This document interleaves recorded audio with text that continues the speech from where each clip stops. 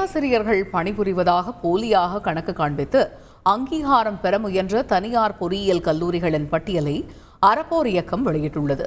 தமிழகம் முழுவதும் 292 தனியார் பொறியியல் கல்லூரிகள் தங்கள் கல்லூரிகளில் பேராசிரியர்கள் பணிபுரிவதாக போலியாக கணக்கு காண்பித்து அண்ணா பல்கலைக்கழகத்திடம் அங்கீகாரம் பெற முயன்ற விவகாரம் அண்மையில் வெளிச்சத்திற்கு வந்தது. இந்த விவகாரம் தொடர்பாக அண்ணா பல்கலைக்கழகம் தீவிர விசாரணை நடத்தி வருகிறது.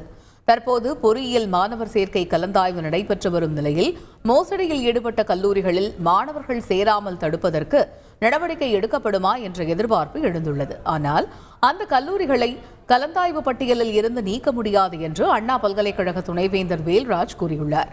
அதே நேரம் அந்த கல்லூரிகளின் அங்கீகாரத்தை ரத்து செய்ய முடிவெடுக்கப்பட்டால் அந்த கல்லூரிகளில் படிக்கும் மாணவர்களை வேறு கல்லூரிகளில் சேர்ப்பதற்கு அரசு நடவடிக்கை எடுக்கும் என்றும் அவர் தெரிவித்தார்.